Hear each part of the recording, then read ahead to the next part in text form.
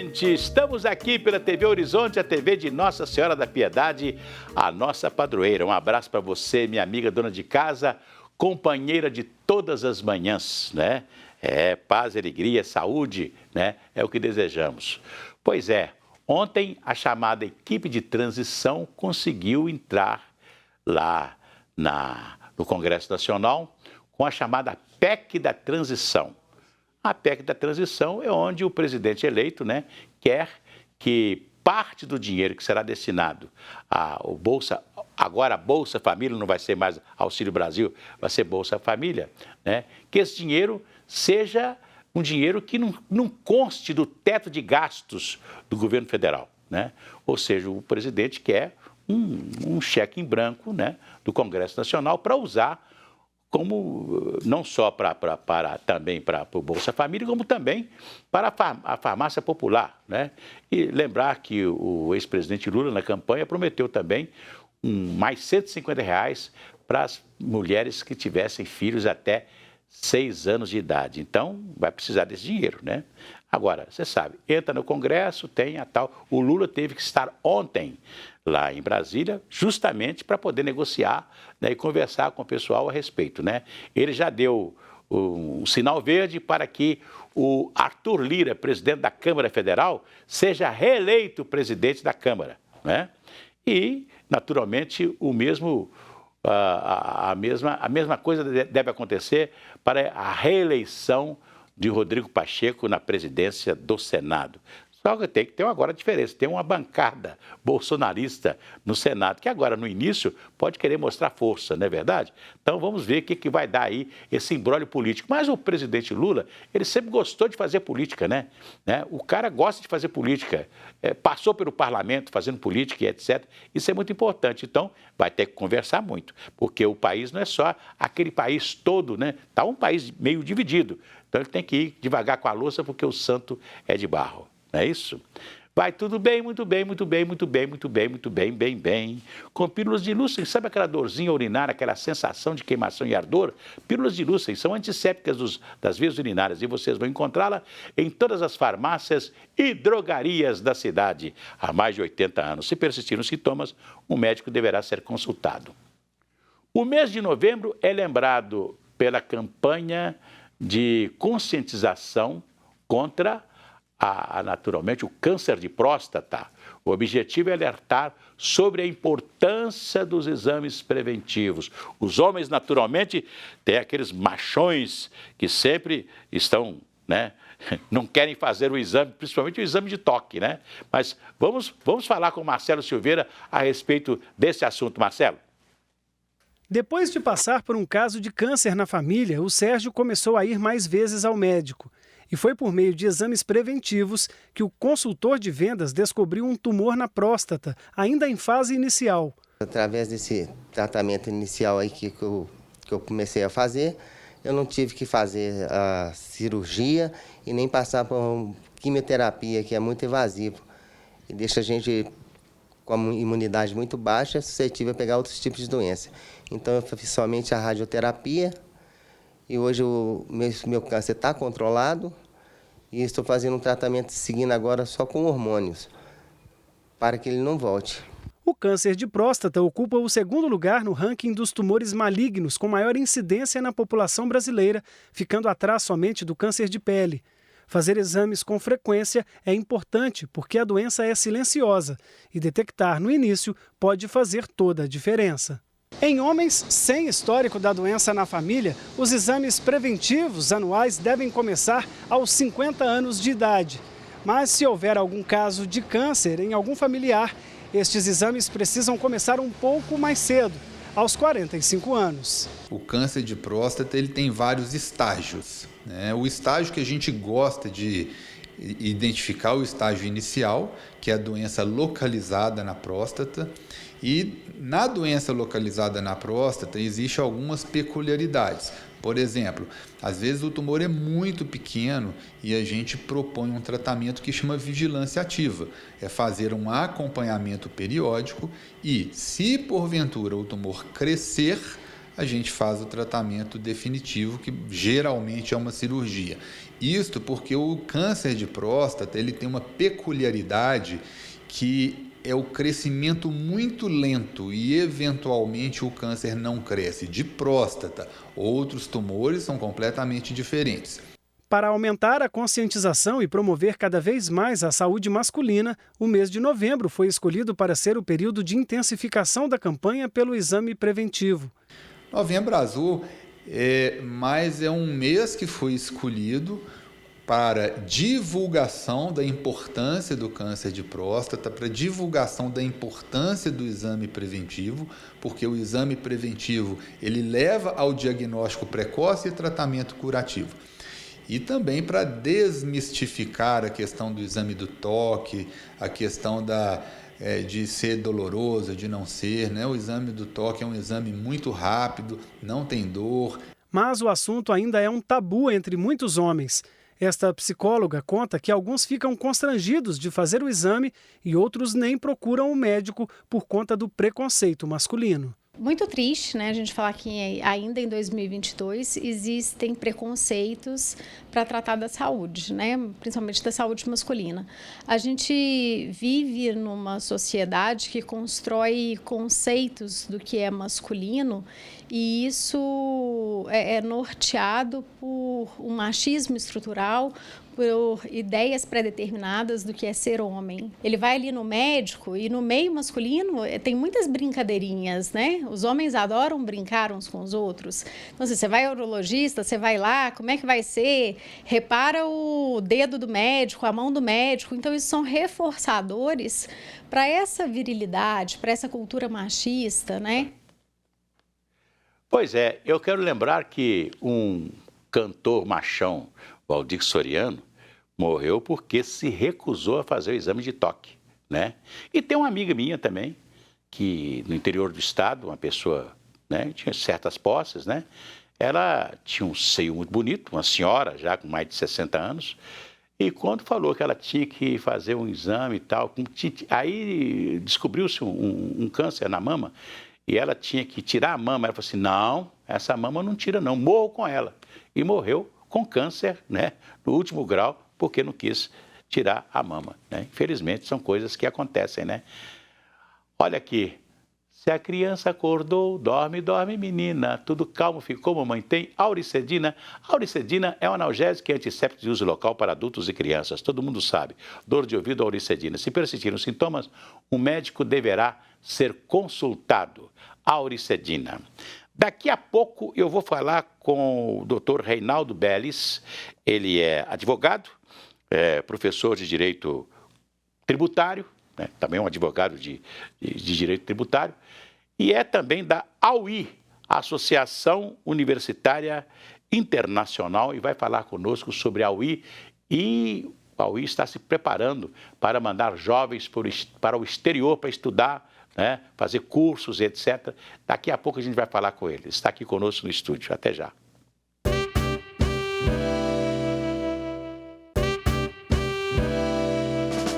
Voltamos aqui pela TV Horizonte, a TV de Nossa Senhora da Piedade, a nossa padroeira. Estamos aqui com o Dr. Reinaldo Belli, ele que é advogado, tributarista, professor e é também da AUI, Associação Universitária Internacional. Tudo bom, doutor Ronaldo? Tudo doutor ótimo, Reinaldo. Marci. Prazer estar contigo aqui na TV. Pois é, a alegria é nossa. E vamos explicar para os nossos telespectadores, né, o que é a AUI. A AUI é a Associação Universitária Internacional.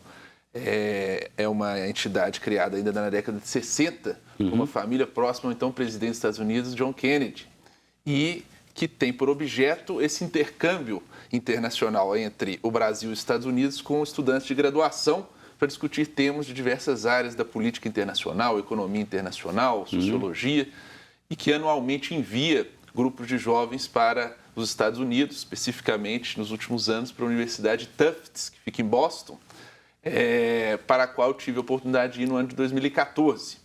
Naquela ocasião, quem me apresentou e que dirigiu a AUI brilhantemente por tantos anos foi o nosso querido professor Roque Camilo, de quem falávamos aqui há pouco, pessoa da maior inteligência e que, sem dúvida nenhuma, faz muita falta a todos nós. É, portanto, uma instituição internacional que tem este objetivo, intercambiar informações entre jovens. E você falou de dos dois Boston, países. né? Eu estive em Boston e fiquei admirado que eu conheci lá pelo menos 37 universidades. Deixa eu ver já. Naquela Massachusetts, aquela região toda ali, né? Uma coisa de louco, de altíssimo nível, né? De altíssimo nível, Porque no Brasil nós também encontramos muitas universidades, não é disso que se trata. Pois é, mas numa cidade só. Né? O problema é numa região só. Né? Você ter aqui, no estado de Minas Gerais, várias universidades federais, tem Juiz de Fora, tem Uberlândia, Uberaba, Diamantina, e etc, etc. Tem muitas, São João del Rei e tal, Montes Claros é estadual, né? O ING. Mas você mas lá praticamente uma cidade só, né? E mais interessante que cada universidade é mantida por um segmento industrial. Verdade. Não é não? Inclusive as instalações das universidades são reformadas e mantidas por segmentos econômicos privados, né? Uma lógica que, inclusive, nós estávamos falando há pouco, eu faço doutorado lá na USP. Muitas salas de aula lá da USP são reformadas hoje em dia por ex-alunos, dinheiro privado. E é o que conseguiu manter naquela condição boa da Vetus, tem a faculdade aqui de Belo Horizonte, né? Das Arcadas, que está lá quase 200 anos em ótimo estado de funcionamento. Pois é, e agora como é que vai ser? A UIL vai mandar estudantes aqui? Quantos estudantes vão para fora para fazer esses cursos? Trata-se de uma seleção de apenas 5 alunos que representarão a delegação brasileira neste simpósio que se realizará na Tufts University, lá em Boston, de 6 a 12 de março de 2023. E é uma seleção que já está em curso, cujo prazo final termina amanhã. É mesmo? Então, é claro, os alunos precisam ser alunos de até 24 anos, matriculados em um curso de graduação que tenha alguma relação com o tema que será objeto do simpósio. E o tema é o seguinte: raça e política internacional. Questões de raça influenciam na política internacional? Questões de raça influenciam na formação de civilizações ou civilizações influenciam na formação dos conceitos de raça? No meu ano de 2014, quando eu fui, a matéria era Primavera Árabe e o futuro do Oriente Médio e do Norte da África. Então, cada ano eles selecionam um determinado assunto. O assunto deste ano, 2023, do próximo, é este. E as pessoas interessadas com este perfil deverão saber falar inglês fluentemente e enviar um e-mail para auicomunicacão, que é comunicação sem o cedilha, @gmail.com, que é por onde estão recebendo os currículos dos interessados e por lá mesmo manteremos contato para eventuais Os representantes, no caso de Minas, serão 5? Não, do Brasil serão 5. Serão 5 do Brasil. Então, é possível espero que não tenha nenhum de Minas, mas é até possível. Então, queremos estimular muito que os colegas aqui mineiros participem efetivamente, porque tradicionalmente todo ano... E essa escolha é sempre feita pelo currículo que se manda? Há o currículo, análise do currículo, há depois uma análise de uma carta de intenções que também deve ser enviada para este mesmo e-mail, por que você quer participar desse simpósio. Manda em inglês ou em português? Em inglês, para já testar a pessoa, e será designada uma videoconferência, portanto pode ser de qualquer lugar, não se preocupe com isso, por meio da qual os dirigentes da UI farão uma entrevista conhecendo o perfil do candidato.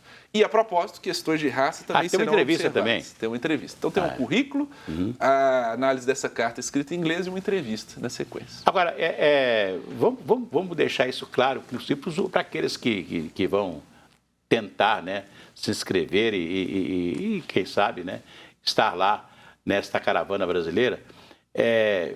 Para o currículo da figura que foi lá e que participou do curso, é uma coisa muito importante, né? É muito importante, Assir. Nós temos dentro dos nossos auienses, assim nos denominamos, ex-ministros de Estado, ministro do Supremo Tribunal, o doutor Francisco Rezec, foi ministro da Corte Internacional. O próprio Roque Camelo, né? Foi. O Roque Camelo, que para mim é o maior exemplo para todos nós. Temos senador Cristóvão Buarque, tem artista Alceu Valença também. Alceu Valença foi?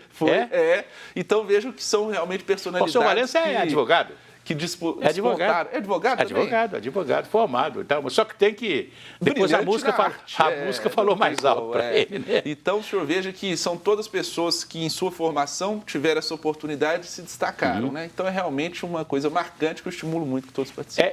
Até te falar das artes, né, dos cantores, por exemplo, aquele cantor, o Belchior, né? O Belchior era professor de português, né? Brilhante professor de português. Olha, eu não sabia né? desse Foi nome. professor da UNB, da Universidade de Brasília, né? Mas a música falou mais alto, né? Graças a Deus. Prova que a música dele é uma música muito bem elaborada, né? As letras maravilhosas, né? Inclusive do Alceu também, né? É uma característica comum, uma erudição muito marcante, né? Beleza, então a gente fica muito feliz, porque eu fico me lembrando aqui que Juscelino Kubitschek de Oliveira, quando se formou com muita dificuldade em medicina, né? E ele teve, quer dizer, é um exemplo, né? Ele veio de Diamantina para acabar de fazer aqui o curso, estudou lá no seminário, e presta bem atenção, no seminário ele aprendeu a falar inglês e francês fluentemente. Olha que categoria de professor que a gente tinha no seminário antigamente, né? O que aconteceu também com o Roque Camelo, no seminário de Mariana. Sim. Né? Então, ele aprendeu a falar inglês e francês fluentemente. Chegou aqui, foi concluir, né, o curso, naquela época era o científico e tal, e fez o científico, foi trabalhar nos Correios como radiotelegrafista, aprendeu radiotelegrafia, foi trabalhar nos Correios, trabalhava no Correio à noite, de dia estudava, né, na Universidade de Minas Gerais, que depois foi a Universidade Federal, foi federalizada. E ganhou uma bolsa de estudos para fazer um curso de aperfeiçoamento de urologia na França. E neste curso na França, ele conheceu o velho mundo, foi até o Egito, né?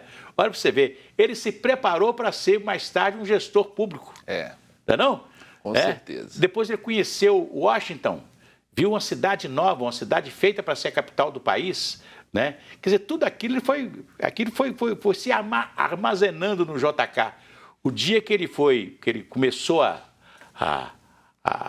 ser um gestor público, um prefeito indicado em Belo Horizonte, né? Ele foi o chamado furacão, né? Foi uma gestão assim fantástica, internacionalizou Belo Horizonte, uma coisa fantástica, né? Sim. Então, assim, a importância de um estudante sair daqui e fazer um curso fora.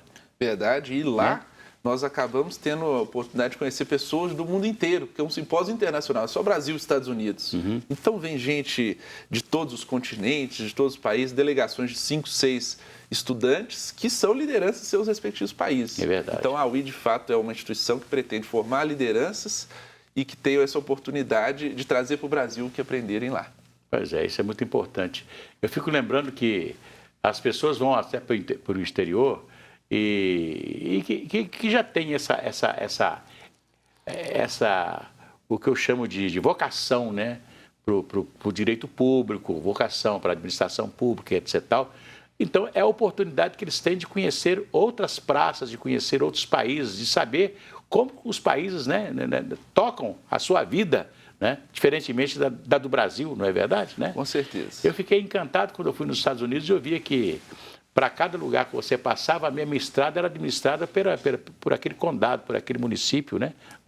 Então eu ficava assim, gente, como essa estrada tem policiamento? Não, porque cada lugar, como se você pegasse a 381 aqui, você saísse, quando você estava em Contagem, você tem o policiamento de Contagem, porque as cidades são autônomas, né? Aí você passou Betim, já é o policiamento de Betim. E assim por diante, né? Você vai encontrando os policiamentos. Então, eu falei assim, a estrada é super policiada.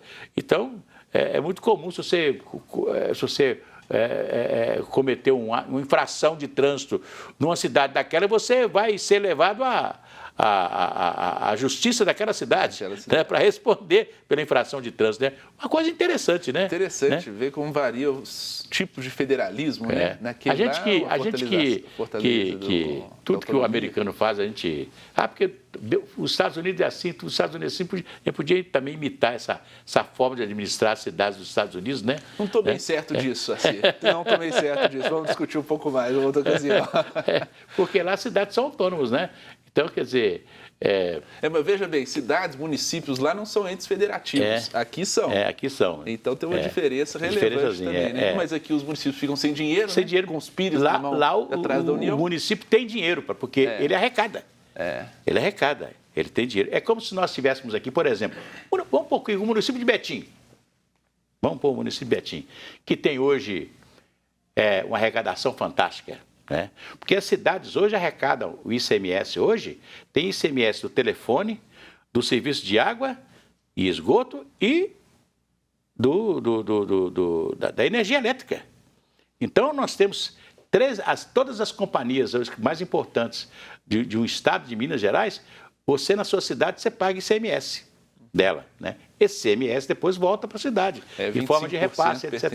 Mas você imagina se esse dinheiro já ficasse, parte dele já ficasse, por exemplo, em Betim, que tem a Fiat, que tem cada litro de óleo que sai lá da refinaria Gabriel Passos, né? Mais tudo de energia elétrica, de coisa. Então, e a indústria que está hoje em Betim, que é muito maior do que a de Contagem. Não é não? Porque de Belo Horizonte. Belo Horizonte não tem mais indústria. Belo Horizonte acabou. Belo Horizonte hoje é uma cidade que só tem IPTU. E hoje a prefeitura fica cobrando taxa de tudo enquanto é jeito para poder sobreviver, porque aqui não tem indústria mais, né? É comércio e serviço. E o nosso comércio, veja a qualidade do nosso comércio depois dessa pandemia. É só loja fechada no centro da cidade. O centro da cidade virou um lixo, infelizmente, né? Então, eu estou dizendo que quando a pessoa sai e visita uma cidade do exterior, é tão bom a pessoa conhecer como funciona aquela cidade, como é, né? Porque ele chegar aqui, um dia ele vai ser um gestor público, né? Sim, e cada uma das delegações internacionais tem um dia que faz uma apresentação sobre a cultura, algum aspecto político do seu país. Então, você indo para lá, nessa experiência, aprenderá um pouco sobre os Estados Unidos, logicamente, porque lá estará, mas vai aprender sobre vários países do nosso planeta em razão do intercâmbio dos outros alunos que lá estão. E uma nota de rodapé sobre o que acabava de dizer, né? Nós estamos com um grande debate de um processo judicial relevante que está tramitando sobre a questão de distribuição do ICMS, se o valor do IPI, que é o Imposto sobre Industrialização, compõe ou não essa distribuição, o que aumentaria ainda mais a arrecadação dos municípios industrializados. Sabe? Porque hoje a forma, né? O município, no caso do ICMS, né, tem o tal de VAF, Valor Adicionado Fiscal. O que se discute, né, é se o IPI compõe ou não o VAF. Tinha um problema muito grave antigamente, porque os comerciantes e industriais tinham que informar a prefeitura, né, quanto que ele emitiu de nota fiscal no ano passado. Então, isso dava um problema, porque o cara achava que aquilo ele pagava mais imposto. Não, é porque a prefeitura tinha que conhecer o valor adicionado fiscal do seu município para ele entrar no bolo de distribuição do ICMS, né? Então, quer dizer, hoje os outros impostos vêm como repasses, não é verdade? Agora, seria muito bom, por exemplo, você pagou imposto de renda em Belo Horizonte, então parte do seu dinheiro já fica no cofre da prefeitura, não tem repasse, né? Você pagou o ICMS, parte já fica no cofre da prefeitura, você pagou todos os impostos que temos aí, taxas, impostos, etc., parte deles já fica no cofre da prefeitura sem que tenha que haver repasses. Chegar lá em Brasília para depois vir em forma de repasse. Isso também é um pouco complexo, senão só as regiões ricas... Mas nos Estados Unidos funciona assim. Mas só as regiões ricas é que concentrariam os tributos. Pois é, a redução das desigualdades. Deixa eu te falar uma coisa. Difícil. Se você for em algumas cidades do interior de Minas, que se tornaram cidades, elas estão lá para dividir a pobreza, porque não tem nenhuma riqueza e nem forma de arrecadação, né? Não tem forma de arrecadação.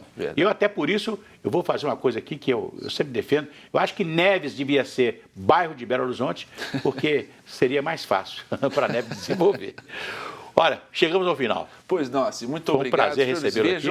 O prestígio da UIR está aqui com talvez a maior joia do jornalismo mineiro e brasileiro, que é o nosso querido Assir Antão. Um abraço para você.